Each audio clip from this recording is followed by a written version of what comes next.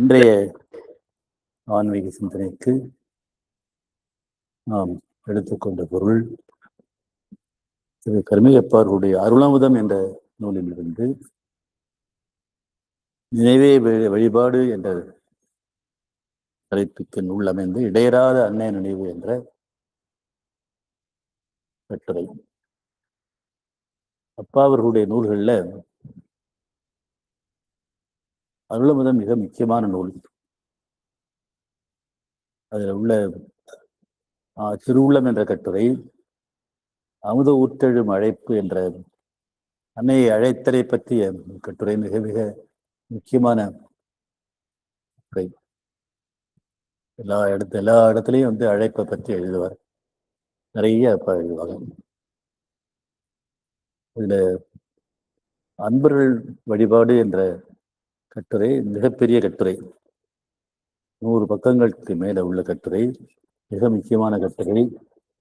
அதை சுருக்கி நான்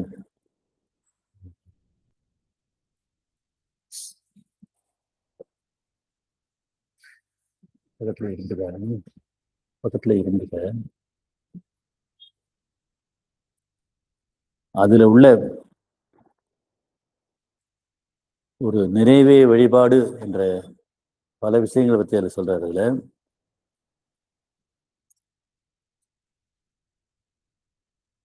நிறைய 39 தலைப்புகளுக்கு மேல அப்ப எழுதுறாரு. அதுல நினைவே வழிபாடு என்ற தலைப்பின் உள்பகுதியாக இடையராத அன்னை நினைவு என்று அதற்குரிய 20 முறைகளை அறிவிக்கின்றார். இது மிக மிக முக்கியமானது. அன்னை நினைவு எப்பொழுதும் நம்முடைய அடிநாதமாக, கர்நாடக சங்கீத இசை கச்சேரி பண்றவங்கலாம் பின்னாடி தம்புரா வச்சுக்கிட்டு ஒருத்தர் அதை ஆதார ஸ்ருதின்னு சொல்லுவாங்க. அவர்கள் 7 சுரங்கள், நிலைகள், 7 வெவ்வேறு நிலைகள், சரி க ம ப த நி என்று கீழ்நிலையிலிருந்து உச்சநிலை வரைக்கும் போகும். அதுல மாற்றி பாடுவாங்க. ஆனா அவரவர்களுக்கு குரலுக்கு ஒத்த ஆதார ஸ்ருதியை, அடிப்படை ஸ்ருதி நிலையை அந்த இதில் வச்சுக்கிட்டு அது போயிட்டு இருக்கு பாடுவாங்க. அதுபோல அன்னையை ஏற்றுக்கொண்டவர்களுக்கு அன்னை நினைவு ஆதார ஸ்ருதியாக அமையணும். அதுக்கப்புறம் மற்றதெல்லாம் அதுல இருந்து இந்த பேசிக் பிச்சில் இருந்து அடிப்படை, இந்த பேசிக் பிச்சுன்னு சொல்லலாம், அதுக்கெல்லாம் முதலும் நினைவு தான் வழிபாடு. அன்னையை வழிபடுறதுல நினைவு அடிப்படையானது. அதை எப்படி இடையராத நினைவாக்குறதுங்கிறது தான் இந்த சொல்லப்படுறாரு. இருந்தா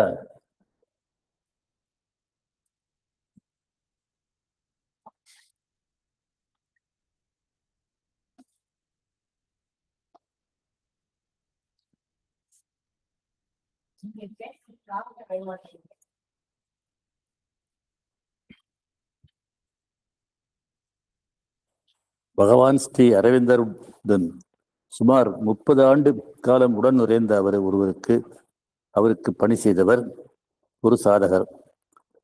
ஒரு சமயம் பகவானை அவர் தமக்கு ஏதாவது சொல்லும்படி கேட்க, பகவான் இரவும் பகலும் எப்பொழுதும் தவறாது இடைவிடாது பிழையில்லாமல் இறைவன் நினைவு வேண்டும் என்று பிரார்த்தனை செய்.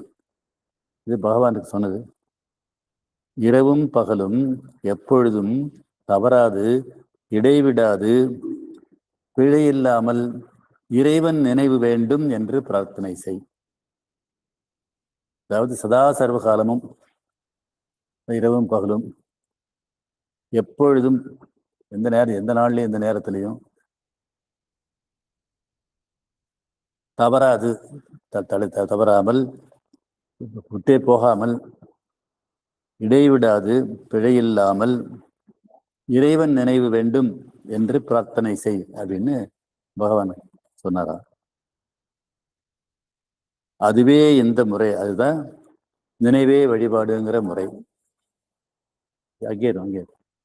அப்படியே நம்ம காதில் விடு, நல்ல சத்தமா பேசுறேன். சரி,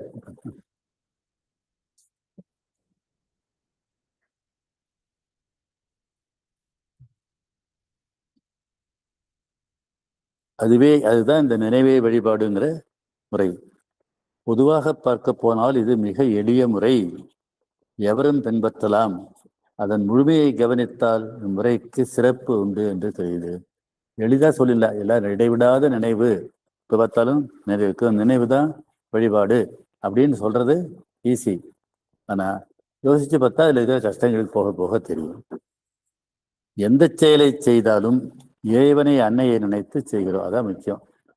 எது செஞ்சாலும் இறைவனை அன்னையை நினைத்து செய்யறதுங்கிறதா முக்கியம். அதான் இடையறாத நினைவு தான், நினைவே தான் வழிபாடு. அன்னையை நினைச்சிட்டோம்னா அதுவே வழிபாடு ஆயிட்டுது. நம்ம மனித நிலையிலிருந்து தெய்வ நிலைக்கு நம்ம போயிடுறோம். எதை செய்தாலும் இறைவனை அன்னையை நினைத்து செய்கிறோம். எந்த செயலை செய்யவில்லை என்றாலும் அன்னையை நினைவு கூறுறோம். ரொம்ப முக்கியமான விஷயம் அது. ஒரு செயலை நினைச்சு செய்யும் போதும் அன்னையை நினைக்கிறோம், செய்ய முடியல விடாமப்பட்டு நினைச்சுன்னா இது செய்ய முடியலையே அப்படிங்கிறதையும் அன்னையை நினைச்சு செய்யறது. அப்போ எந்த எண்ணம் தோன்றினாலும் அன்னையை நினைத்தபின் எண்ணத்தை தொடரணும். ஒரு எண்ணம் தோன்றுச்சுன்னா உடனே அன்னையே அப்படின்னு அங்கே நினைவு வரணும். அதுக்கப்புறம் அந்த எண்ணம் அடுத்த என்ன எண்ணங்கிறது, இந்த வேலை செய்யறதா, அந்த வேலை செய்யறதா, படிக்கிறதா, இது பண்றதா அப்படின்னு நினைக்கிறது தொடரணும். அது எந்த உணர்ச்சி தோன்றினாலும் அன்னையை முதலில் நினைக்கிறோம், அது முக்கியம். அதாவது நமக்கு உடல்ல நமக்கு 3 பகுதி இருக்கு மனிதர்களுக்கு. மனம், அதனுடைய செயல் எண்ணம். அப்புறம் உயிரினுடைய செயல் உணர்ச்சிகள், அன்பு, ஆர்வம், அப்புறம் கோபம், எரிச்சல், வடவடப்பு, இதெல்லாம் உணர்ச்சிகள். எந்த உணர்ச்சி வந்தாலும் உடனே அங்கே நினைவு வந்துடணும். அதனால் இடையறாத நினைவு ஒரு தெய்வீக பூரணத்தை கொடுக்கிறது. இடையறாத அன்னை நினைவு நினைவுக்கு இதுவே இல்லை. ஏதாவது 24 மணி நேரம் விழித்திருந்தாலும் தூங்கிட்டு இருந்தாலும் நமக்கு அன்னை நினைவு இருந்ததுன்னா அதுக்கு நமக்கு பூரணத்தை கொடுக்கிறது. ஆகவே அன்னை நம் வாழ்வில் பூரணமாக செயல்பட முடிகிறது. அந்த ரகசியம் என்னன்னு சொன்னா, நம்ம அறியாம இடையறாமல் குறையில்லாமல் நம்ம அன்னை நினைவுல வந்தோம்னா அன்னை நம்ம வாழ்வில் செயல்படுறாங்க. அன்னை யாரு? பராசக்தியின் அவதாரம். அதாவது இந்த பிரபஞ்சத்தை இயக்குகின்ற சக்தி. நம்ம திருப்பி அன்னை பராசக்தியின் அவதாரம்னு சொல்லியே இருக்காங்க. ஸ்ரீ பகவான் பரம்பொருள் அல்லது பரபிரமத்தின் அவதாரம், அதனுடைய பகுதி. அவரே இறைவனம் போலத்தான். அது she is part of the அல்டிமேட்னு பகவான் அன்னை எழுதுறாங்க. அவங்க அந்த பரம்பொருள் அல்லது பரபிரமங்கிறது செயல்படாது. அது செயல்படும் பொழுது அது பராசக்தியாக, அதாவது மிக உயர்ந்த ஹையஸ்ட் ஃபோர்ஸ் ஆகின்றது. அந்த சக்தியோட அவங்க அவதாரம். அதனால அது உணர்ச்சி, அது அன்னைட்டு அப்படி வரும்போது அது இது வந்துடுது. அவங்க நினைவோடு எல்லாம் செய்யும் போது வாழ்வு பூர்ணமாகின்றது. வாழ்வின் அஸ்திவாரங்கள் மாறி போச்சு. அது வரைக்கும் நம்ம செயலை வச்சிருந்த அஸ்திவாரங்கள் மாறி போய்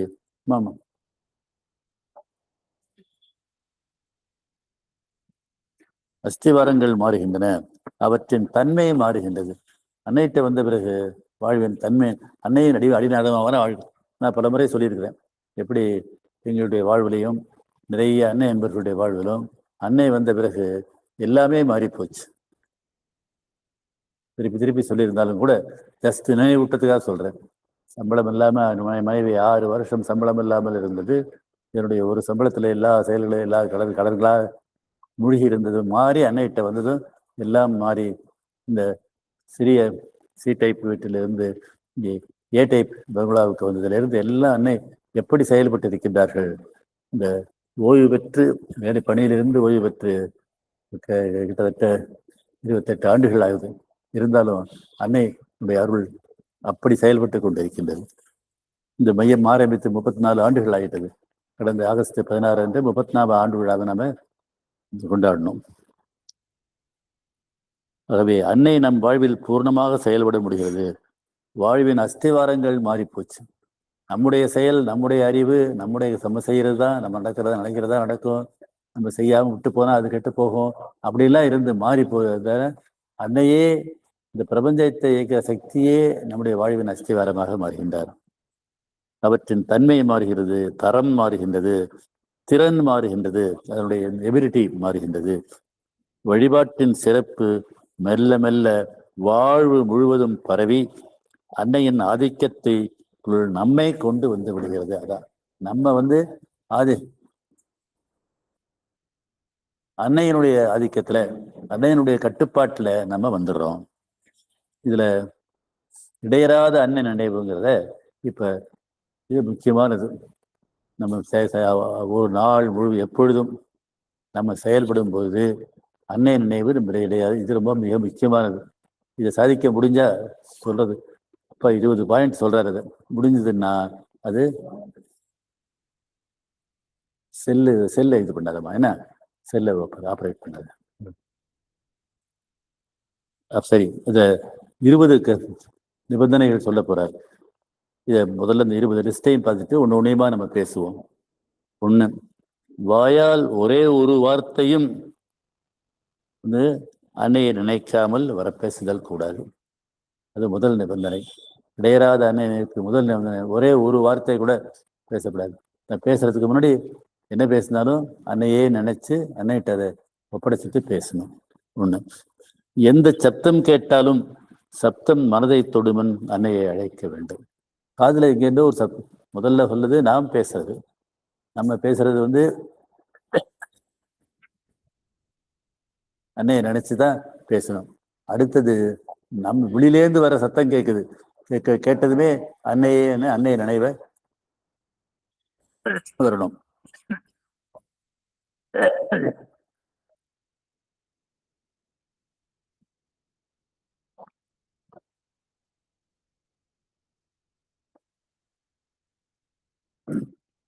எந்த சப்தமும் கேட்டாலும் சப்தம் மனதை தொடுமுன் அன்னையை அழைக்க வேண்டும். காதுல அந்த சப்தம் வர்றதுக்கு முன்னாடி அன்னையை அழைச்சிடணும். இது 2வது.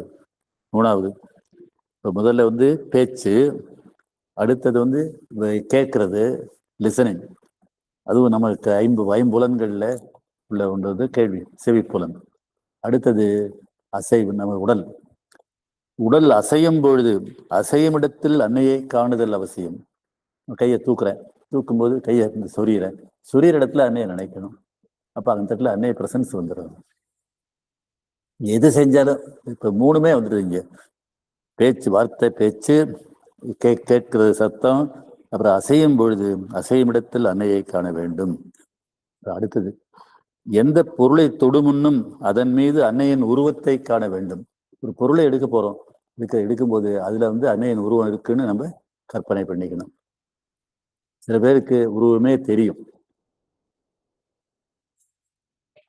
4வது, கண்ணில் படும் காட்சிகள் மனதை தீண்டும் முன் அன்னையின் உருவம் மனதை தொட வேண்டும். வெளியில காட்சிகளை பார்க்குறோம், மரங்களை பார்க்குறோம், இயற்கையை பார்க்குறோம், வானத்தை பார்க்குறோம், நிலவை பார்க்குறோம், இல்லை எதுவும் எல்லாம் இந்த காட்சிகள் எல்லாம் மனதை விட அன்னையே நினைச்சு அந்த அன்னையினுடைய உருவம் அங்கே வரணும். அதெல்லாம் உண்மை. அத்தனையும் அன்னை தான். அன்னையை தவிர வேற எதுவுமே இல்லை. அது உண்மை. ஆனா நமக்கு தெரியறதில்லை. பிரம்மன் தான் இத்தனைவா பரவி இருக்குது. பிரம்மத்தினுடைய செயல் சக்தி அன்னை. Universal conscious force. அதனால அது தெரியணும். ஒரு எண்ணம் தோன்றினால் அதை விலக்கி அன்னை நினைவால் அதை மாற்ற வேண்டும்.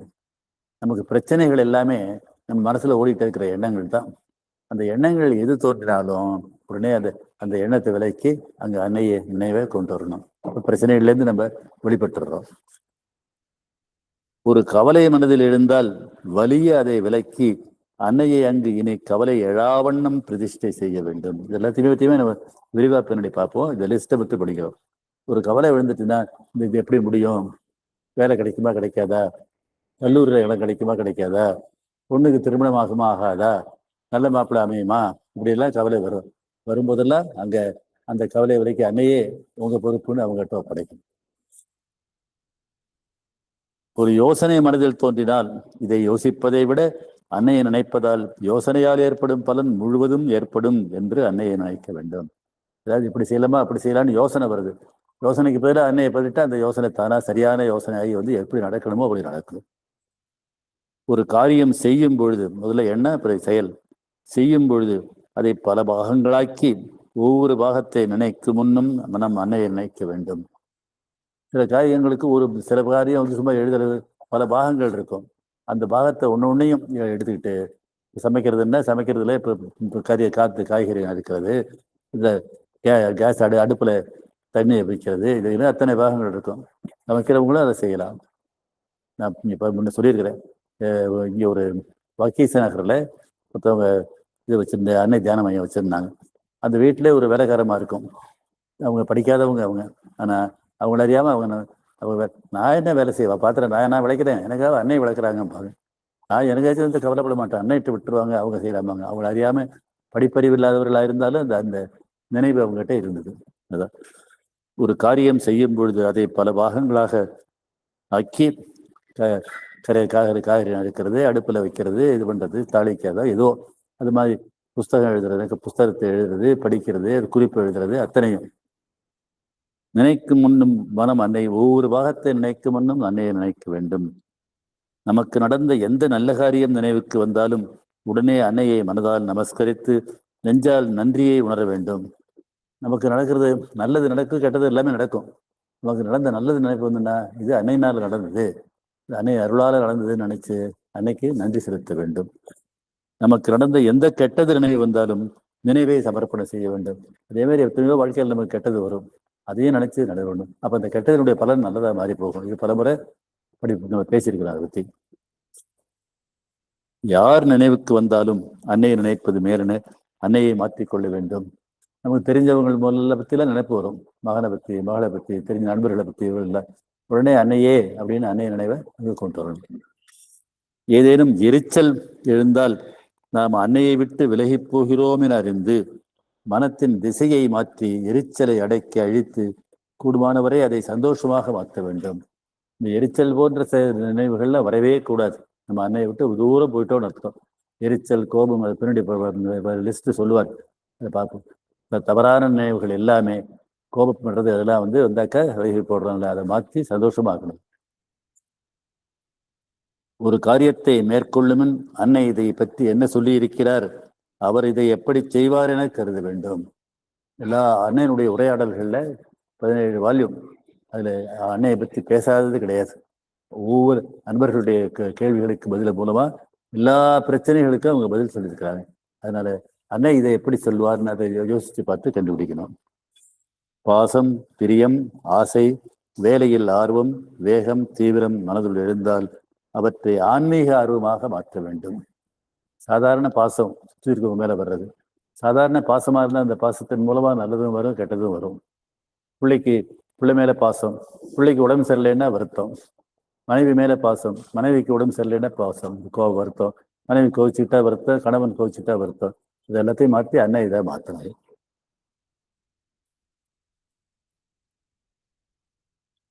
அன்னை அது எல்லாத்தையுமே ஆன்மீக ஆர்வமாக மாற்ற வேண்டும். ஒரு செய்தி கேட்டு கவலை, ஏக்கம், பாரம், உற்சாகம் எழுந்தால் இவற்றையெல்லாம் அனுமதிக்க கூடாது. பதிலாக அன்னை நினைவு, சந்தோஷம், சுகம், ஆர்வத்தை எழுப்ப வேண்டும் என அறிய வேண்டும். கவலை உனக்கு செய்தியை கேட்டு அவ கவலை வரலாம், இல்லை ஏக்கம் வரலாம், இவ்வளவு பெரிய வேலையா பிரச்சனையா தோணலாம், இல்லை ஆகா நல்லா நடந்திருக்கிற உற்சாகம் வரலாம். இது எதுவுமே பாசிட்டிவோ நெகட்டிவோ இல்லாமல் இருந்து அங்கே அன்னையை நினைக்கணும்.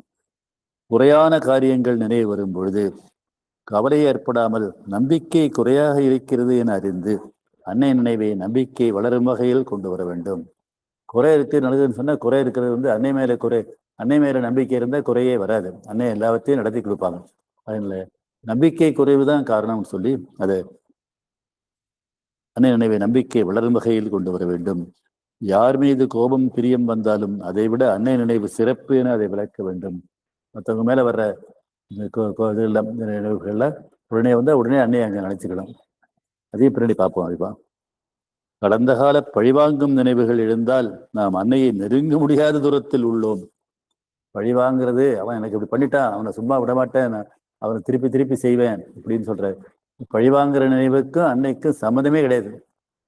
பகைவனுக்கு அருள்வாய் நல்லஞ்சே பகைவனுக்கு அருள்வாய், புகை நடுவினில் தீ இருப்பது போல் பகை நடுவினில் பரவன் இருக்கின்றான் பாரதியார். அதனால இந்த பழிவாங்கிற நெஞ்சம்னு நமக்கு அன்னைகிட்டே இல்லை, தூரத்துக்கு போயிட்டோம்னு அர்த்தம். அதனால உடனே அதை மாற்றணும்.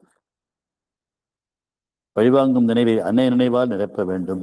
இது இந்த 20 பாயிண்ட்ஸ் இருக்கு. இதை பின்னாடி ஒன்று எழுதிட்டு வராரு, பார்ப்போம். இடையராத அன்னை நினைவுங்கிறது தலைப்புல. முதல்ல நினைவு என்பது என்ன? ஒரு பெரிய தத்துவ விசாரம். ஞாபகம் என்பது அனைவருக்கும் முழு அளவில் இருப்பதில்லை. அதிக ஞாபக சக்தி உள்ளவர்களை கண்டு உலகம் வியக்கும். ஞாபகமே மனிதன் என்றும் கருதுபவர் உண்டு. மேல்மனத்திற்குத்தான் ஞாபகம் உண்டா இல்லையா என்ற பிரச்சனை. நமக்கு மேல்மனம், சர்ஃபேஸ் மைண்ட், அல்லது கான்சியஸ் சாதாரண மைண்ட் இருக்கு. அப்புறம் உள்ள சப்கான்சியஸ்னு ஒன்று இருக்கு. அது இல்லாம ஆழ்மனம்னு பகவான் எழுதுவார், சப்ளிமினல்னு எழுதுவார். அதெல்லாம் இருக்குது. இந்த நம்முடைய உணர்ச்சிகள் இது எல்லாமே மேல்மனத்துக்கு தான். ஆழ்மனம் எப்பொழுதும் அமைதியா இருக்கு. உள்மனம், மேல்மனத்திற்குத்தான் ஞாபகம் உண்டா இல்லையா என்ற பிரச்சனை. உள்மனம், இன்னர் மைண்ட், அப்பிரச்சனையை கடந்தது. அங்க ரெக்கார்டு இருக்கிற எதுவும் உள்மனத்துல இருக்கிற எதுவுமே மறந்து போறதில்லை. நம்ம மறந்துட்டோம்னு சொன்னாக்கா, மறதி நோய் வருதுன்னு சொன்னா அது மேல் மனசிற்குத்தான். அடிமனசுல இருக்கும். அப்பப்ப ஞாபகம் வரும், சொல்லுவோம், மறந்துட்டு மறுபடியும் கேட்போம். அது மேல் மனத்தினுடைய பிரச்சனை தான். இப்ப அன்னையை அங்க அழைச்சு அன்னையை உள்ள கொண்டு போயிட்டோம்னா அந்த மேல்மன பிரச்சனை மாறி உள்மனம் விழித்தெழுந்து ஞாபக மறதி மறந்து போடும். ஞாபக மறதி நோய் உள்ளவங்களுக்கும் இதான் பதில்.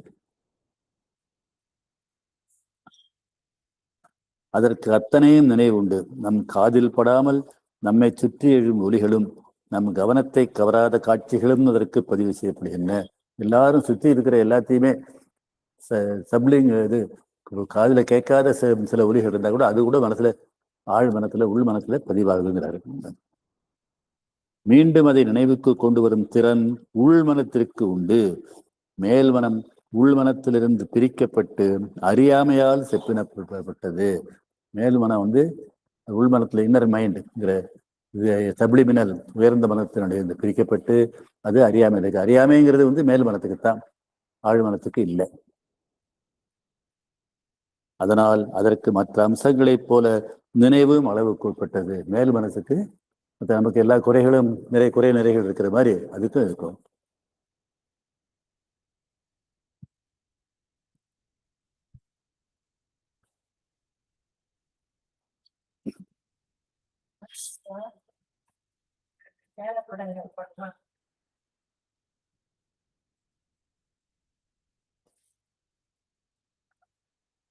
அதற்கு அம்சங்களைப் போல மீண்டும் அளவுக்கு உட்பட்டது. மனத்திற்கு மையம் உண்டு. அந்த அந்த சேர்ல வேணா உட்கார வைமா. முன்னாடி ஏதோ ஒரு சேர்ல பாப்பா நம்ம இங்க இந்த சேர்ல உட்காருங்கிற, அப்படி உட்காரு. ஏதோ ஒரு சேர்ல உட்காரு. அது அந்த சேர்ல உட்காரு. அதான் அவஸ்தியம். அதான் அவஸ்தியம். இதை நீ உட்காந்துட்டு இப்படி போ.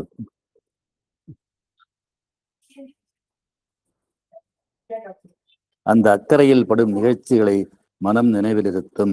மற்றவற்றை நினைவிலிருந்து இருத்துவதில்லை. நிகழும் பொழுதே நினைவில் இருத்தப்படாதவற்றை மீண்டும் நினைவுக்கு கொண்டு வருவதில்லை. எனவே இடையறாத நினைவு என்பது எந்த விஷயத்திலும் மனசுக்கு இருப்பதில்லை. இது மனதின் குறை. சரி சரி சரி.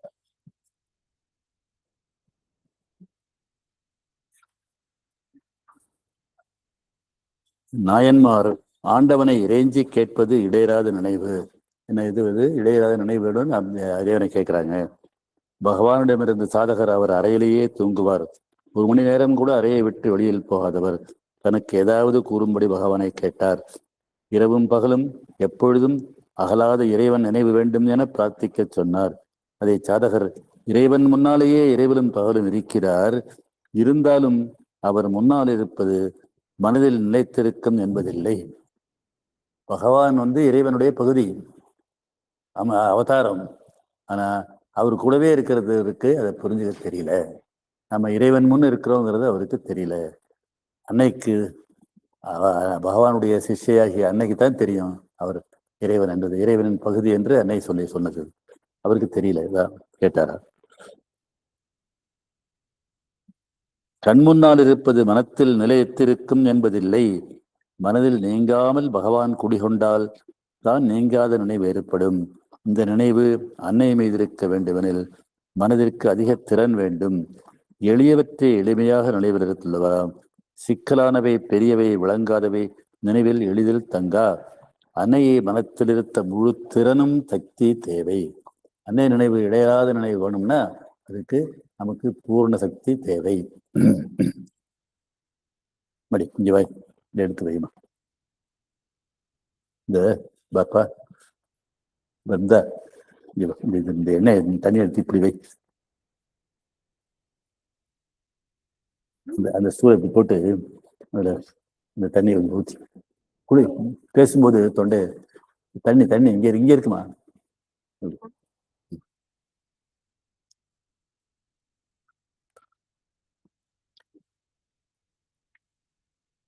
மனம் வேற எதிலும் ஈடுபடாமல் இருந்தால் அன்னையை நினைக்க முடியும். ஆனா மனசு ஓடிட்டே இருக்கும், ஒரு இடத்துல உட்காராது, திரும்ப எங்கேயாவது ஓடிட்டே இருக்கும். அது மனத்தின் சக்தியை ஓரளவு எண்ணம் எடுத்துக்கொள்ளும். அதனால் அன்னையை நினைவு கூற தேவை. எண்ணமற்ற மனம் அன்னையை நினைவு கூற தேவை. எண்ணமே கூடாது எனில் எண்ணம் பேச்சாக மாறி வெளிவந்தால் அன்னை நினைவு ஆகலும். பேச்சு வந்துட்டுன்னா எண்ணமா இருந்தாலுமே அன்னையை விட்டு விலகிடுவோம். இந்த இடையராத நினைவு இருக்காது. பேச்சு வந்துட்டா அதுவும் போயிடும். எனவே அன்னை நினைவு அகலும். ஆனால் வாயால் ஒரு வார்த்தை பேசினாலும் அன்னை நினைவு விலகும் என்பது உண்மை. மௌனத்தை தபசிகள் நாடியதன் காரணம் இதுவும் ஒன்று. பேசும் அவசியம் ஏற்பட்டால் என்ன செய்வது? வாழ்க்கையில் இருக்கிறவங்க நம்ம தவசியா காட்டுல போய் செய்யல. அந்த காலத்துல மாதிரி வீட்டுல இருக்கிற வேலையில இருக்கிறோம். அப்ப அன்னைக்கு சமர்ப்பணம் பண்ணிட்டு பேசணும், அவ்வளவுதான் விஷயம் தான். அன்னையை நீங்காத நினைவுடன் பெற மனம் விழைந்த பின் பேச்சு தானே அற்று போய் குறைந்து விடும். அன்னை மௌனத்தை பாராட்டவில்லை, கண்ட்ரோல்டு ஸ்பீச், அளவுடன் பேசுவதையே அன்னை பாராட்டினார். பேசும் சந்தர்ப்பம் எழுந்தால் நாம் பேசினால் அது பேச்சு. பேச்சு மனத்தை அன்னையிடமிருந்து விலக்கும். எழும் பேச்சை அன்னைக்கு சமர்ப்பணம் செய்தால் தேவையான பேச்சுக்கு அவர் அனுமதி அளிப்பார். பேசுறோம்னு எண்ணம் துணை வச்சு பேசுறதுக்கு முன்ன, இந்த ஒரு வார்த்தையும் பேசுறதுக்கு முன்ன அன்னையே நம்ம மனசுல அழைச்சிட்டோம் சொன்னோம்னா அது எதை பேசலாங்கிறத அவர் காட்டுவார். அது அளவோடு உள்ள பேச்சு. இது நாம் பேசுவதில்லை, நம்முள் உள்ள அன்னை பேசுவதாகும். அன்னைக்கு அப்ப தவறானது ஒன்றும் வராது. வாழ்க்கையில எல்லா பிரச்சனைகளுமே பேசுனதுனாலதான். பிற வருத்தப்பட்டியோ இது பண்ணியோ பேசும்போது அந்த பேச்சுகள் பலனாலதான் சண்டைகள், போர்கள் எல்லாம் வருது. இதுல அப்படித்தான் மகாபாரத போரும் அப்படிதான் வந்தது. அதனால அதெல்லாம் மாத்தணும். இப்பேச்சு மௌனத்தை கலைக்காது, அன்னை நினைவை அதிகப்படுத்தி இதன்றி மனத்தில் எழும் எண்ணம் சமர்ப்பணமின்றி வெளிவருவது பேச்சு. அது போன்ற சொல் வாயால் ஒன்று கூட வரக்கூடாது. நம்ம முதல்ல இடையராத நினைவுக்கு முதல்ல என்ன, ஒரு வார்த்தை, ஒரே ஒரு வார்த்தை கூட அன்னைக்கு சமர்ப்பணம் பண்ணாம அன்னையை நினைக்காம வரக்கூடாது. அன்னையை நினைச்சிட்டோம்னா அவங்க எதை பேசலாமோ அதை பேச விடுவாங்க, பேச வேண்டாததை பேசாம நிறுத்திடுவாங்க. இது முதல் நிபந்தனை. இந்த இடையராத நினைவுக்கு முதல் பிரச்சனை, ஒரு வார்த்தை, ஒரே ஒரு வார்த்தை கூட அன்னையை நினைக்காமல், அன்னை நினைவின்றி அன்னைக்கு சமர்ப்பணம் செய்யாமல் வரக்கூடாது.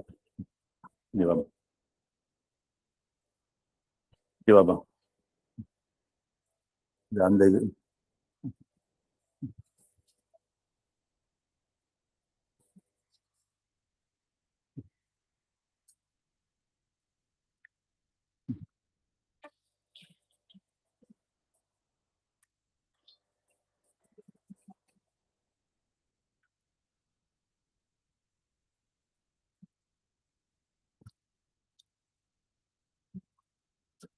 இடையராத அன்னை நினைவை நாடுபவர் வாயால் ஒரு சொல்லும் சமர்ப்பணமின்றி வரக்கூடாது.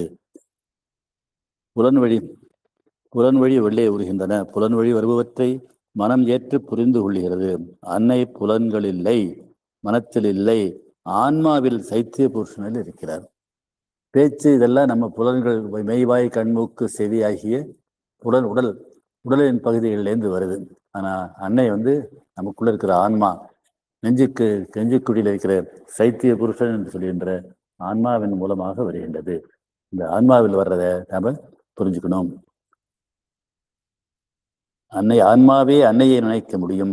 மனத்தில் எழும் அன்னம் அன்னை நினைவுக்கு புறம்பானது. எனவே மனத்தையும் கடந்து புறவெளியில் உலவும் புலன்களால் அன்னையை நெருங்க முடிவதில்லை. புலனால அன்னைய முடியாது, ஆன்மாதான் நெருங்க முடியும். அல்ல ஓர் ஒலி கேட்கிறது எனில் காது மனதிற்கு அதை சொல்லுகிறது. ஒலியை ஏற்கும் மன ஒலியை ஏற்று அதன் பாதை வழியே ஒலி உற்பத்தியான இடத்தை நாடுகின்றது. அன்னை வெளியில் இல்லை, அகத்தில் ஆன்மாவில் இருக்கிறார். அன்னை நிலையை நாடுபவர் ஒலி கேட்டவுடன் மனதை தாண்டி உள்ளே வைத்திருக்கும் ஆன்மாவை தட்டி எழுப்பி வெளியே போகும் சந்தர்ப்பம் வருகிறது. போகாதே, உள்ளே போய் அன்னையை காணுதல் தேவை என்று சொல்ல வேண்டும். அதுதான் ஒரு பேச்சுக்கு ஒலி கேட்டதுமே அந்த ஒலி வழி மனம் போகாம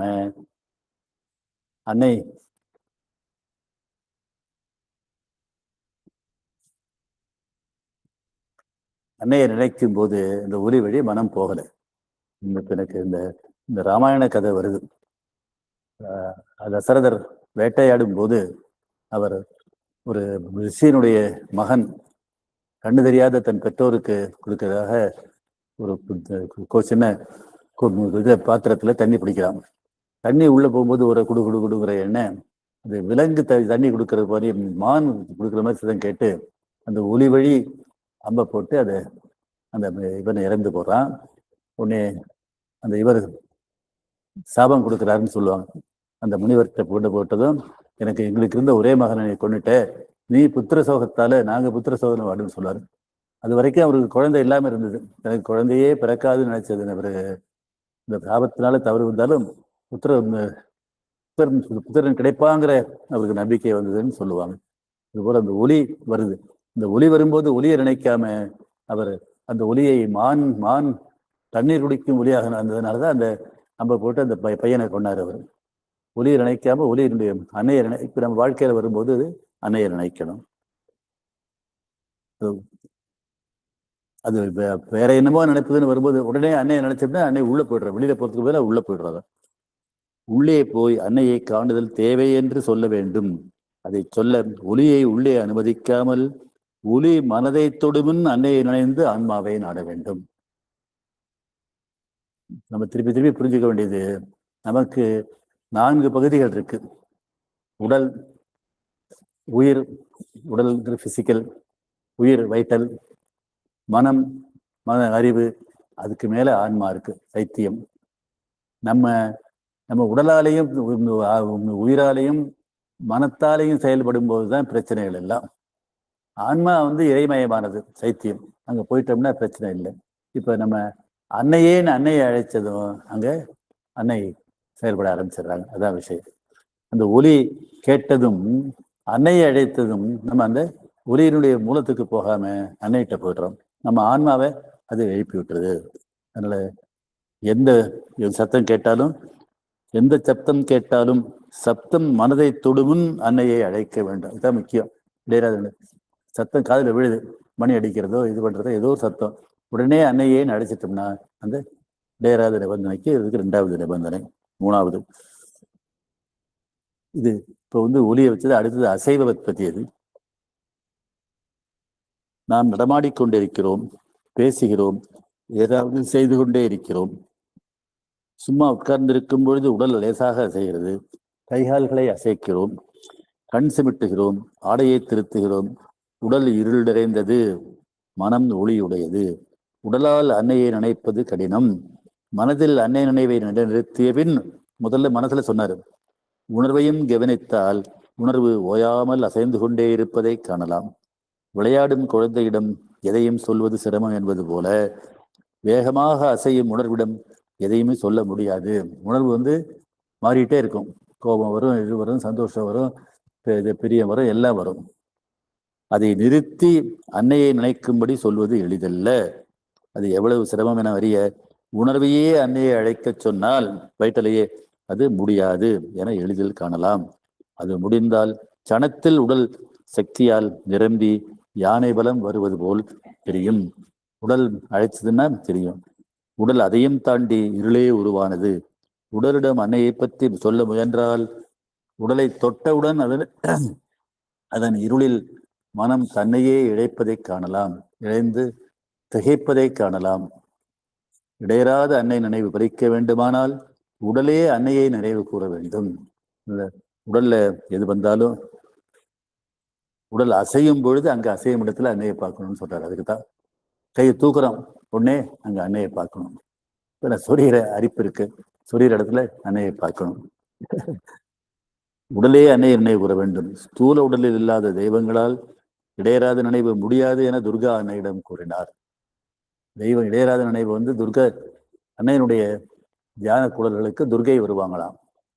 துர்கைக்கு அன்னை சரணாகதி, துர்கை ப்ரௌடு, சக்தி வாய்ந்த தெய்வம். அசுரர்களை அழிப்பதற்காக உருவாக்கப்பட்ட தெய்வம். அதனால அவங்க கர்வமாகவே இருப்பார்களா. அன்னை அவர்களுக்கு சரணாகதி தத்துவத்தை சொல்லிக் கொடுத்தார்கள் என்று சொல்லுவார்கள்.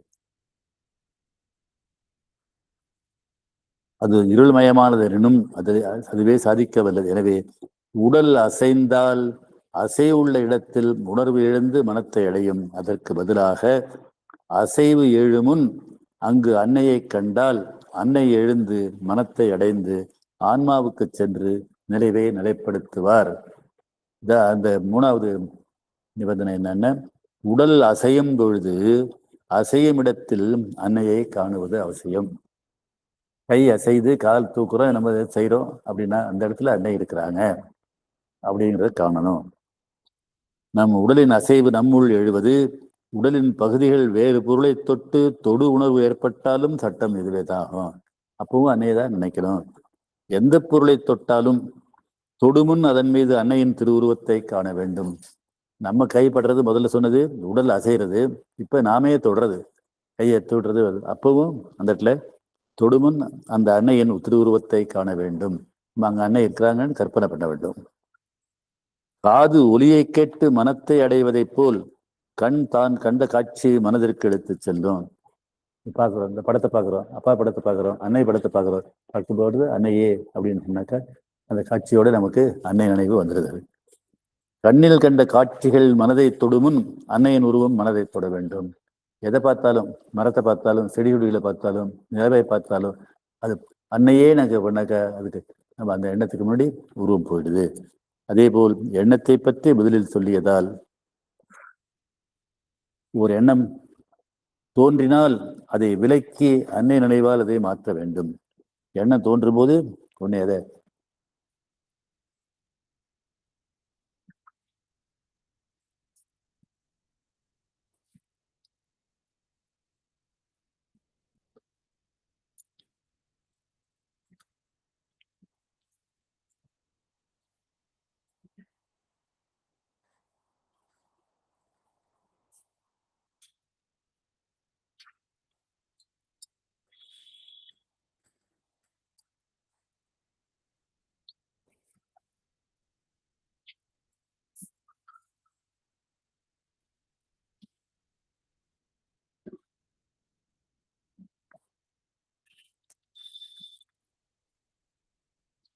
எண்ணங்கள் தோன்றுமுன் அன்னை ஒளி ஆன்மாவிற்கு புறப்பட்டு மனதில் படிச்சிட வேண்டும். எண்ணம் தோன்ற உடையே அன்னையே நினைச்சோம்னா அது ஆன்மாவுக்கு போயிடுறோம். ஐம்புலன்களை நாம் அறிவோம். எண்ணம் கவலை போன்றவை அவற்றை கடந்தவை. ஐம்புலன்கள் மெய்வாய் கண் மூக்கு செவிதான். கண் உடல்ல தொட்டு பார்த்த ஒரு உணவு, கண்ணால பார்வை, காதால கேட்கறது, வாயால பேசுறது, இதுக்கு இதெல்லாம் ஐம்புலன்கள். அதுக்கு மேலதான் மனம். எண்ணம் மனதிற்குரியது, கவலை உணர்வுக்குரியது. கவலை சகஜமாக எழுந்த மாத்திரம் உணர்வை கவ்விக்கொள்ளும். உணர்விலிருந்து மனதை எட்டி கவலை நியாயமானது என கூறும். கவலை வரும்போது உடனே ஆகாது, நியாயமான இதை வச்சு கவலைப்பட்டதானே ஆகணும் அப்படின்னு நியாயப்படுத்துவோம், கூறும். மனம் அதை ஏற்றால் பிறகு கவலையை அழித்தல் கடினம். இது கவலைப்பட ஆரம்பிச்சிட்டோம்னா அதை அழிக்க முடியாது. ஆனா அந்த கவலை தோன்ற பிறகு அன்னை நினைவிட்ட தானே அன்னை மாத்திருவாங்க. மனதை கட்டுப்படுத்துவதை விட உணர்வை கட்டுப்படுத்துவது சிரமம். சிரமமாயினும் செய்வது அவசியம். அதாவது இந்த கண்டிஷன் 6வது 8வது. ஒரு கவலை மனத்தில் எழுந்தால் வலிய அதை விலக்கி அன்னையை அங்கு இனி அக்கவலை எழாவண்ணம் பிரதிஷ்டை செய்ய வேண்டும். இப்ப எனக்கு என்னுடைய மனைவியின் உடல் நலம் மனநலத்தை பற்றி கவலை வருது. உடனே அன்னையே அது உங்க பொறுப்பு அப்படின்னு சொல்லி அங்க அன்னையை பிரதிஷ்டை செஞ்சுட்டா அந்த கவலை தானா மாறி போயிடும். அந்த உடல் அந்த மரணத்திலையும் மாற்றம் வரும். அடுத்தது யோசனை. யோசனை என்பது பல எண்ணங்கள் சேர்ந்தது. வெறும் ஒரு எண்ணங்கிறது வேற, யோசனை பண்ணி இதை பற்றி இது பண்ணி பிளான் பண்றதுங்கிறது யோசனை. அது பல எண்ணங்கள் சேர்ந்தது. இந்த காரியத்தை செய்யலாமா எனில் அதனுள் பல எண்ணங்கள் திரண்டிருக்கும். யோசிக்க ஆரம்பித்தால் எண்ணங்கள் செயல்படும். செயல்படுத்த ஆரம்பித்த எண்ணங்களுக்கு வலிமை அதிகம். வலிமை சேர்ந்தபின் அவற்றை கட்டுப்படுத்துவது கடினம். எண்ணங்கள் நிறைய சேர்ந்து போச்சுன்னா அதுல இருந்து கட்டுப்படுத்த முடியாது. அவற்றை மீறி அன்னை நினைவு எழாது. யோசித்து நாம் ஒரு முடிவுக்கு வருகிறோம். முடிவை செயல்படுத்தினால் பலன் வரும். அப்பலன் நம் முடிவையும் யோசனையையும் பொறுத்தது. எண்ணம் தோன்றுது, யோசனை பண்றோம், யோசனை பண்ணி செஞ்சா நம்ம செயல் தான் அது. நம்முடைய மனித செயல் தான். நம்முடைய திறமை, நம்முடைய தேவைக்குள்ள கட்டுப்பாடுகள், குறை நிறைகள் இதை பொறுத்தது தான். அப்படி இல்லாம அங்க அன்னை வந்துட்டாங்கன்னா அது அன்னை செயலாக, அன்னையினுடைய யோசனையாக மாறும்.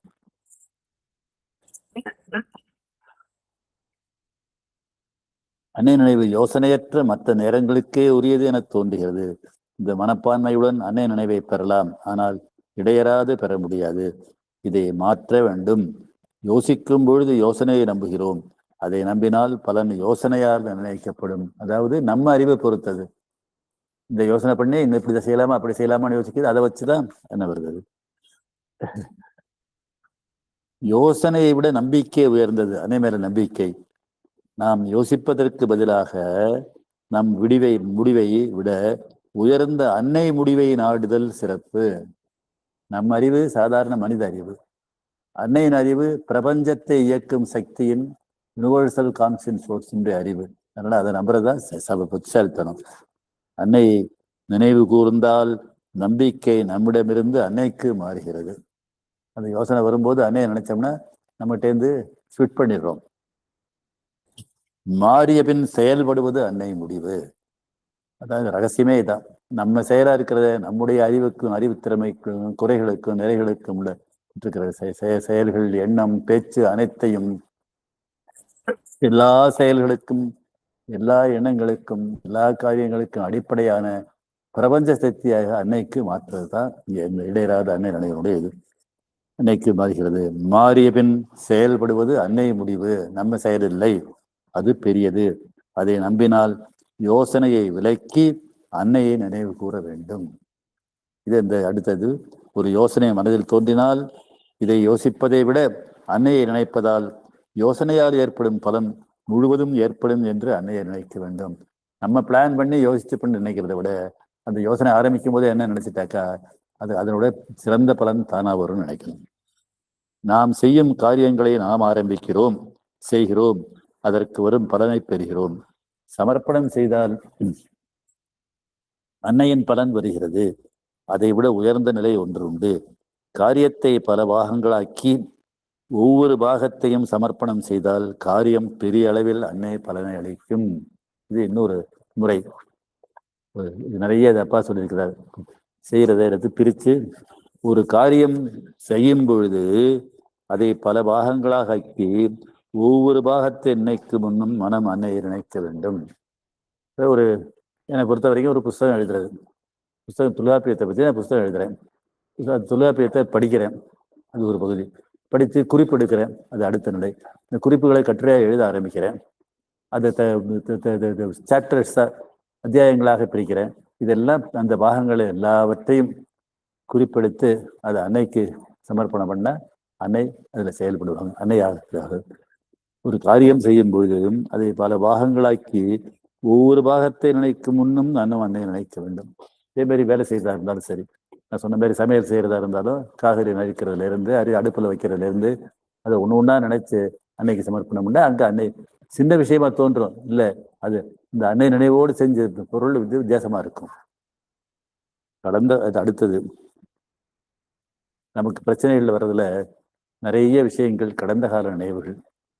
நமக்கு நடந்த கெட்டதெல்லாம் ஞாபகம் வரும், நல்லதும் ஞாபகம் வரும். அப்போ இப்படி செஞ்சிருந்தோம்னா அப்போ நல்லா இருந்திருக்குமே, அப்படி பண்ணிட்டோமேன்னு தோணும். இதெல்லாம் நினைச்சு பார்த்து அந்த கடந்த கால நினைவுகள் எல்லாம் சமர்ப்பணம் பண்ணோம்னா அதனுடைய மாறும் தான். கடந்த கால நினைவு வந்தபடி இருக்கும். அவற்றுள் நல்லவை கெட்டவை கலந்திருக்கும். நல்ல காரியங்கள் மனதை சந்தோஷப்படுத்தும். அந்நேரம் நாம் அன்னையை மனதால் நமஸ்காரம் செய்து நன்றி உணர்வால் நிறைதல் நினைவை மிதப்படுத்தும். பழைய கலந்த காலத்துல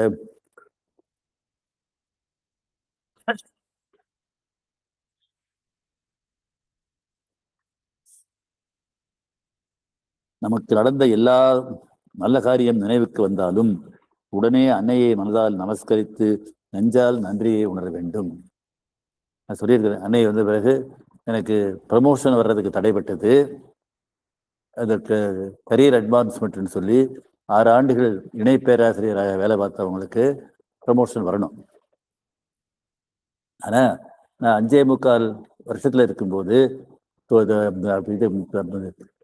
ஹைதராபாத்தில் உள்ள தெலுங்கு பல்கலைக்கழகத்துக்கு பேராசிரியராக என்னை அழைத்து அங்க 3 ஆண்டுகள் அங்க பணியாற்றி வந்தேன்.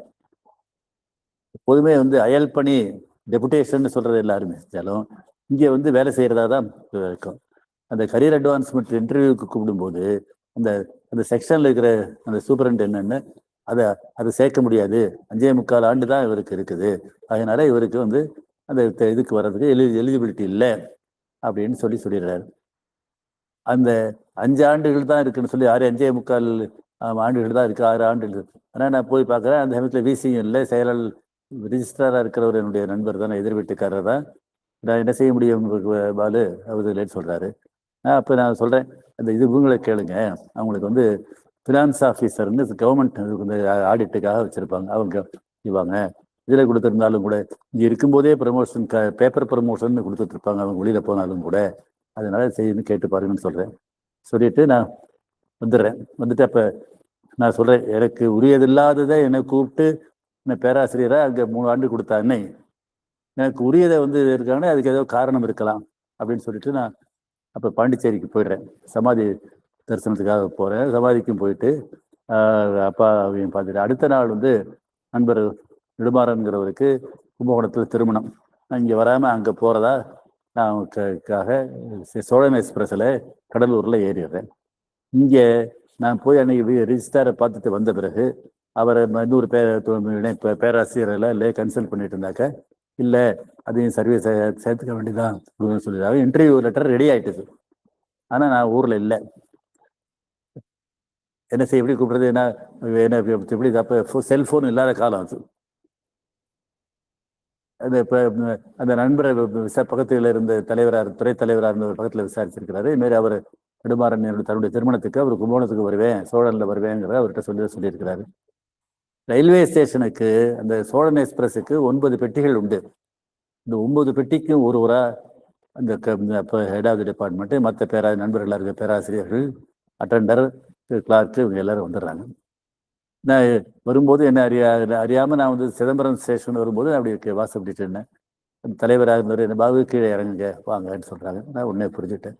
வந்த பிறகு அந்த இது இன்டர்வியூ கொடுக்குறாங்க. நான் அடுத்த நாள் போய் நான் பார்த்துட்டு வரேன். இதுதான் அன்னை செயல்பட்டதனுடைய இது.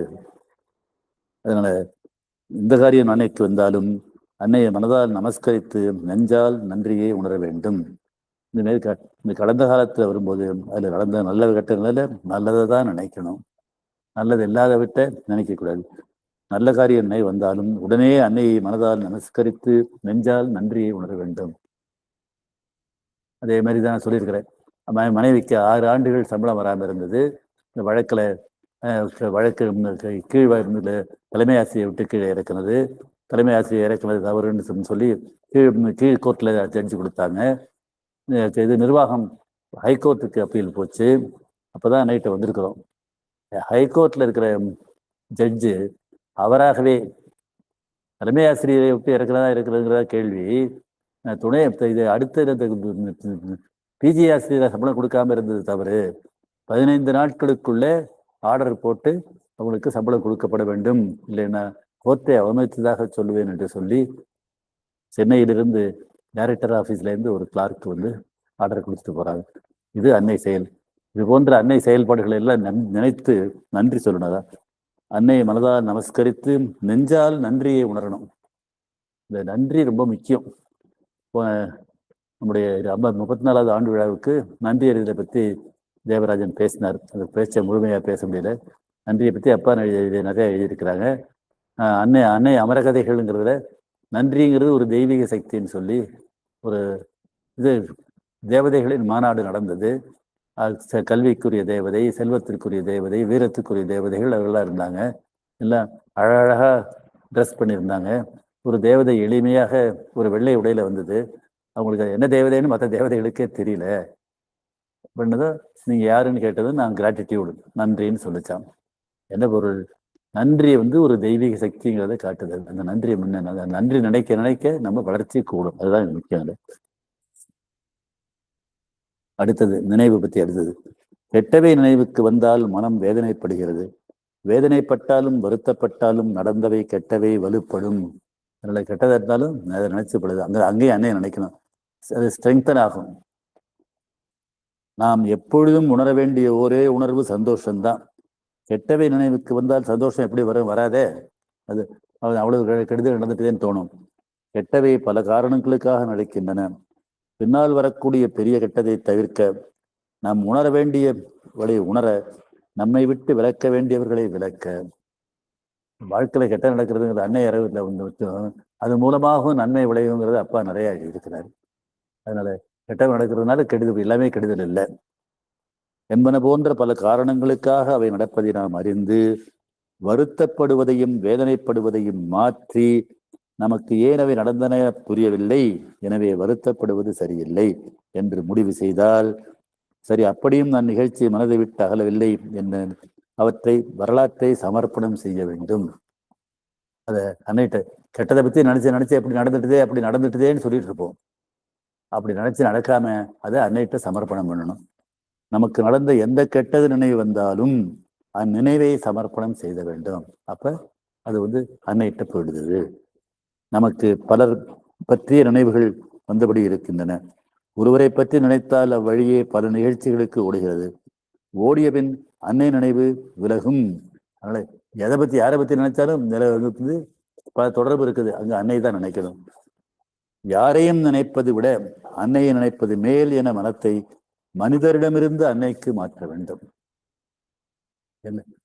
யாராச்சும் பத்தி அவங்கள பத்தியும் இவங்களை பத்தியும் இந்த பிரச்சனைகளை பத்தியும் மனசு ஓடிட்டே இருக்குது. அது எல்லாமே அன்னைக்கு மாற்றணும். யார் நினைவு வந்தாலும் அன்னையை நினைப்பது மேல் என நினைவை மாற்றிக்கொள்ள வேண்டும். அதனால யாரை பத்தி மனசு நினைக்குது, அது பிள்ளையா இருந்தாலும் சரி, மனைவியா இருந்தாலும் சரி, அப்பாவா இருந்தாலும் சரி, அம்மா இருந்தாலும் அன்னையே நாங்கள் அன்னையை நினைக்கணும். அப்போ அவங்க உடம்பு சரியில்லாம பற்றி கவலைப்பட வரும். இதை பற்றி அப்பெல்லாம் அன்னையே நினைச்சாக்கா அந்த நினைவு மாறும். மாற்றிக்கொள்ள வேண்டும். அடுத்தது மிக முக்கியமானது இதுதான், இந்த எரிச்சல் படுறது. அன்னைக்கு எரிச்சலுக்கும் சம்மந்தமே இல்லை. அது அன்னையை விட்டு ரொம்ப தூரம் போறோம்னு அர்த்தம். எரிச்சல் பல விதம். கோபத்தை அடக்கினால் எரிச்சல் வருகிறது. எரிச்சலை அடக்கினால் விரக்தி ஏற்படுகிறது. அதை விளக்க முயன்றால் படபடப்பு வருகிறது. இரிட்டேஷன், அனாயன்ஸ், எக்ஸம்சனஸ், பின்பிரிக்ஸ், டென்ஷன், லிஸ்ட்லெஸ்னஸ், இம்பேஷன்ஸ், எரிச்சலுடைய வகைகளை குறிக்கிற ஆங்கில சொற்களை அப்பா கொடுத்துருக்காரு. என்ன? இரிட்டேஷன் ஒரு சின்ன இது அந்த ஒரு வர்றது ஒரு இது அது குத்தல், எரிச்சல். இது அனாயன்ஸ், அது வருதே இப்படி இருக்கேன்னு, அது ஏன் இப்படி நடக்குது அப்படின்னு சொல்ற அனாயன்ஸ். அது இர்க்சம்னஸ், சலிப்பு. அப்புறம் சின்ன சின்ன பின்பிரிக்ஸ், சின்ன சின்ன குத்தல்கள் மாதிரி வர்றது. அப்புறம் பொறுக்க முடியவில்லை என பல உருவங்களில் எரிச்சலும் அதன். அப்புறம் டென்ஷன், லிஸ்ட்லெஸ்னஸ், என்ன போகுது, இம்பேஷன்ஸ், பொறுமையே இல்லாமல் இருக்கிறது. இதெல்லாம் எரிச்சலுடைய பல வகைகள். ஆனா அது அத்தனையும் தப்பு நம்ம நாடுகின்றன. இவை அன்னையை விட்டு அகலும் பாதைகள் என அறிய வேண்டும். இந்த தவறான குணங்களுக்கு எல்லாத்துக்கும் அன்னையை விட்டு தூரமா போயிடுறோம் அர்த்தம். எரிச்சல் வந்தாலும், கோபம் வந்தாலும், படபடப்பு வந்தாலும், தடுமாறி நின்றாலும் எல்லாம் அன்னையை விட்டு வரும். உடனே அங்கே அன்னை நினைவு வரணும். ஏதேனும் எரிச்சல் இருந்தால் நாம் அன்னையை விட்டு விலகி போகிறோம் என அறிந்து மனதின் திசையை மாற்றி எரிச்சலை அடக்கி அழித்து கூடுமானவரை அதை சந்தோஷமாக மாற்ற வேண்டும். இந்த குணங்கள் எல்லாம் நம்ம விட்ட தூரத்துக்கு போயிட்டு அதை மாற்ற வேண்டும். நமக்கு அப்புறம் புதிய சூழ்நிலைகளாலேயே நமக்கு இது வரும். நமக்கு பழக்கமில்லாத புதிய சூழ்நிலைகள் ஏற்பட்டால் நாம் யோசிக்கிறோம், பிறரை கலந்தாசிக்கிறோம், அவை நல்லவை, அன்னை இதை பற்றி ஏதேனும் சொல்லியிருக்கிறாரா என அறிய முயல வேண்டும். அன்னை வந்து நிறைய இப்போ எழுதியிருக்கிறாங்க. எல்லா அன்னையனுடைய 17 வால்யூம்ஸை படிச்சீங்கன்னாக்கா நம்ம பிரச்சனைகள் அத்தனைக்கு அன்னையிட்ட விட இருக்கும். இந்த வால்யூம்ஸை கொஞ்சம் கொஞ்சமாக படிக்கலாம். அவருடைய உரையாடல்கள் வர அத்தனையிலையும் இது போன்ற காரியங்களை எப்படி செய்வார் என நினைக்க வேண்டும். இடையராத அன்னை நினைவுக்கு அது பெருந்துணை. அதனால நம்ம பிரச்சனை வந்துட்டு நம்ம என்ன செய்யலாமோ அன்னை என்ன நினைவாங்க. ஒரு காரியத்தை மேற்கொள்ளும் முன் அன்னை இதை பற்றி என்ன சொல்லியிருக்கிறார், அவர் இதை எப்படி செய்வார் என கருதி பார்க்க வேண்டும். இதுவும் இடையராத அன்னை நினைவுக்கு கொண்டு போகும். அப்புறம் பாசம், முதல்ல எரிச்சல், இதெல்லாம் வந்து கெட்டதை பற்றி சொன்னார். அப்படி இல்லாமல் நல்லதுன்னு நினைக்கிற பாசம் இதெல்லாம் வேண்டாம். பாசம், ஆசை இதெல்லாம் வருது. பாசம் இயல்பாக எழுகிறது. பிரியம் சில சமயம் உதயமாகிறது. ஆசைக்கு எப்பொழுதும் வலுவலு உண்டு. வேலையில் ஆர்வம், திறமை உள்ளவருக்கு வேகம், ஆவேசம், தீவிரம் மனதில் எழுவதுண்டு. இதெல்லாம் நம்ம வாழ்க்கையில தினம் நடக்கிறது. அன்னையை ஏற்றுக்கொண்ட பின் ஆர்வம் அன்னையை மட்டும் நாட வேண்டும். வேலையில ஆர்வம், மற்றதுல பாசம். பாசம் வந்தா பாசத்தை பத்தி கவலைப்பட்டா அதுக்கு துன்பம் உண்டாகும். குழந்தை மேல பாசம், மனைவி மேல பாசம், நண்பர் மேல பாசம், தம்பி மேல பாசம், எல்லா பிள்ளை எல்லாமே இது கொடுக்கும். அப்போ உடனே அன்னையை நினைக்கிறாங்க. ஆர்வம்ங்கிறது வேலையில ஆர்வம் இருக்குல்ல, ஆர்வம்ங்கிறது ஆஸ்பிரேஷன். ஆஸ்பிரேஷன் வந்து ரொம்ப முக்கியமானது. அன்னை முறையில, அரவிந்தர் முறையில வந்து ஆஸ்பிரேஷன் தான் அடிப்படை. ஆர்வம். ஆனா அந்த ஆர்வம் தெய்வீக ஆர்வமாக மட்டும் இருக்கணும். மற்ற விஷயங்கள் இருக்கிற ஆர்வமாக இருக்கக்கூடாது. ஆர்வம் அன்னையை மட்டும் நாட வேண்டும். எனவே மேற்சொன்ன உணர்வுகள் அன்னை மீது ஆர்வமாக மாற்ற வேண்டும். எப்படி குழந்தை மீது பாசம், மனைவி மீது பிரியம், துணி மீது ஆசை, வேலையில் ஆர்வம் எனும் பொழுது இவற்றை அனுமதித்தால் நாம் மனிதனாக இருக்கிறோம். இது மறந்துவிடாது. அரவிந்தர் அன்னை பாதையே மனிதன் இறைவனாகும் பாதை. மனுஷனுக்குரிய ஆசைகள், பாசங்கள், நேசங்கள்லாம் இருந்ததுன்னா மனுஷனாவே இருப்போம். அப்போ உடனே அதில் சந்தோஷமும் இருக்கும், வருத்தமும் இருக்கும். நாம் அனுமதிக்க கூடாது. அன்னை ஆர்வமே என உணர்வு மையத்தில் இருந்து பாசம் போன்ற எழுமிடம் ஆன்மாவுக்கு சென்று ஆர்வத்தை எழுப்ப வேண்டும். அன்னை மீதுதான் ஆர்வத்தை எழுப்பணும், இதெல்லாம் விலகணும். பாசம், பிரியம், ஆசை, வேலையில் ஆர்வம், வேகம், தீவிரம் மனதுள் எழுந்தால் அவற்றை விலக்கி ஆன்மீக ஆர்வமாக மாற்ற வேண்டும். செய்திகள் கவலையை தாங்கி வருகின்றன, சில ஏக்கத்தை கிளப்புகின்றன, மற்றவை மனதில் வாரமாகின்றன, சில உற்சாகத்தை கொடுக்கின்றன. நல்ல உற்சாகமானாலும் கெட்ட கவலையானாலும் இவை அனுமதிக்கப்படக்கூடியவை இல்லை. சந்தோஷம், சுகம், ஆர்வம் ஆகியவை அனுமதிக்கப்படக்கூடியவை என அறிந்து அவற்றை மாற்ற முயல வேண்டும். ஒரு செய்தி கேட்டு கவலை, ஏக்கம், பாரம், உற்சாகம் எழுந்தால் இவற்றையெல்லாம் அனுமதிக்க கூடாது. பதிலாக அன்னை நினைவு, சந்தோஷம், சுகம், ஆர்வத்தை எழுப்ப வேண்டும் என அறிய வேண்டும். நமக்கு மகிழ்ச்சி கொடுக்கிறது வந்து அன்னை நினைவாக மட்டும்தான் இருக்கணும். துக்கம் கொடுக்கறது வந்து அன்னை நினைவு துக்கம் கொடுக்கவே கொடுக்காது. அதனால அதுவும் மாற்றணும். நான் செய்தவற்றிலும் அடுத்தது குறைகள் இருக்கும். குறையானவை உண்டு, அவை நினைவு வரலாம். வந்தால் மனம் குறைப்படும். இது நம்ம செய்வோம். கழிவிறக்கம்னு சொல்லுது. நான் இப்படி தப்பாஸ் பண்ணிட்டேன் அப்படின்னு நினைச்சு இப்படி செஞ்சுட்டேன்னு வருத்தப்படுறது, அது தப்பு. அது அதை வந்து திருப்பி நம்ம போக முடியாது. அதனால கழிவிறக்கமும் வேண்டாம். கவலைப்படும். அதற்கு பதிலாக ஏன் காரியம் குறையாக நின்றது என சிந்தித்தால் என் நம்பிக்கை குறையாக இருப்பதால் காரியம் குறையாக நின்று விட்டது என புரிய வேண்டும். அன்னை மேல நம்பிக்கை குறையா இருந்ததுனாலதான் காரியம் குறையா. அன்னை நம்பிக்கையை பூர்ணமாக வேண்டும்.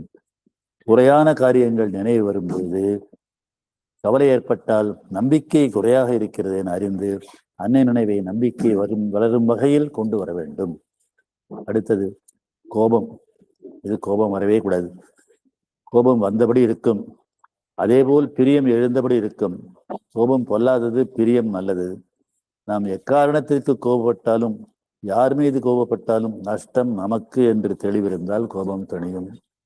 வள்ளுவர் சினத்தை பத்தி எழுதுகிறார். செல்லா இடத்து சினந்து இது அல்லிடத்தும் இல்லதன தீவிர. சினங்காப்பான்ங்கிறது என்ன? கோபம் பறிக்கிற இடத்துல கோபத்தைப்படாம இருக்கிறது தான் உண்மையாவே சினத்தை காத்துது, கோபத்தை காத்துதான் அர்த்தம்.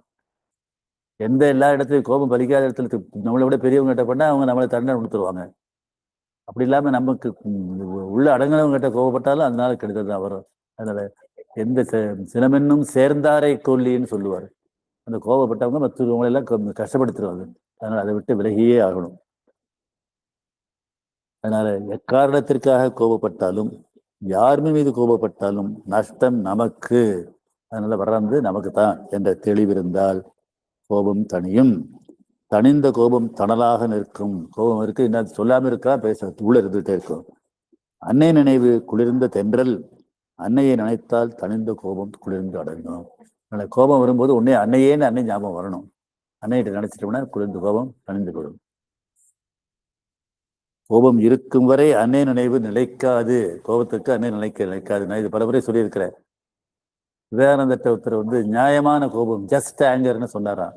அவர் சிரிச்சுக்கிட்டே, கோபமே நியாயம் இல்லாத பொழுது நியாயமான கோபம் எப்படி இருக்க முடியும்னு கேட்டாருங்கிறது நான் பல முறை பேசியிருக்கிறேன். அதனால கோபம் கூடவே கூடாது, தவிர்க்கப்பட வேண்டியதுதான்.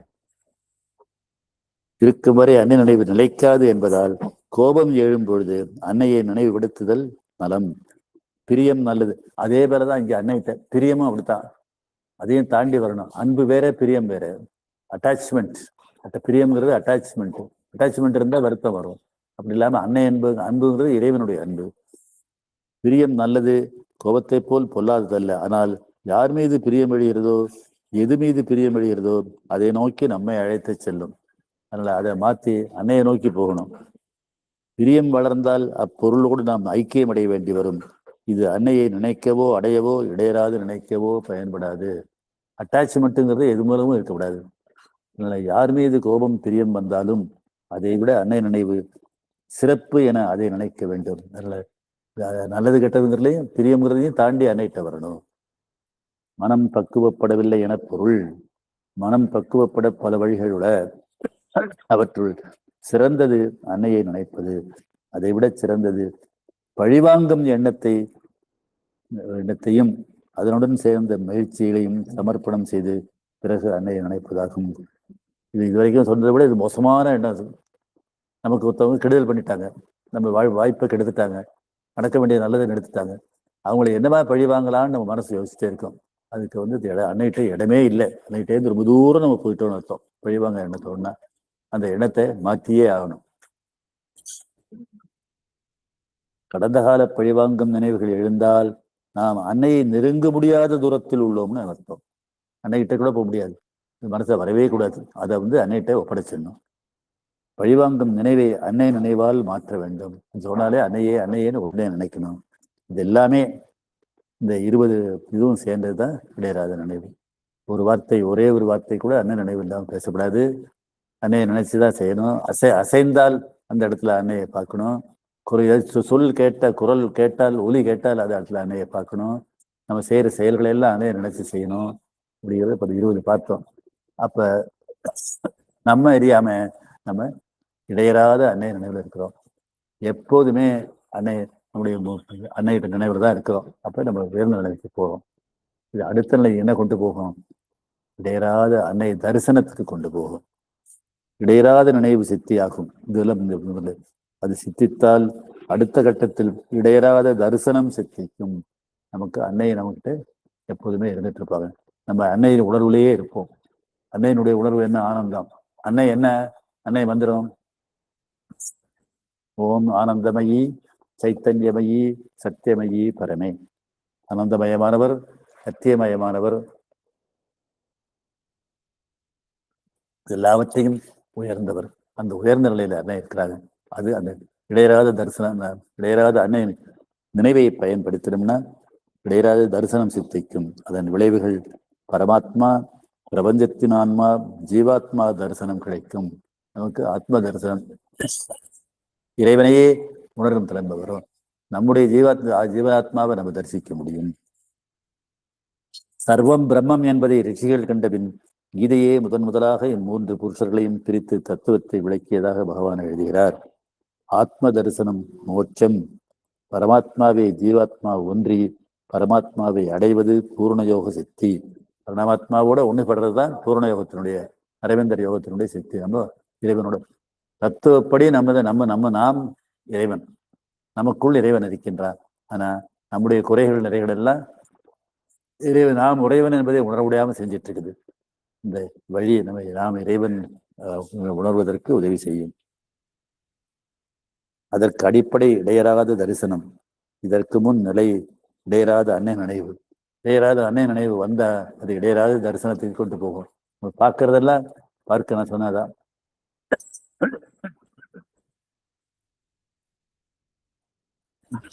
பாரதியார் பார்க்கிடமெல்லாம் நந்தலாலா உன் பச்சை நிறம் தோன்றுதையா நந்தலாலா அப்படின்னு சுப்பிரமணிய பாரதி எழுதினார்.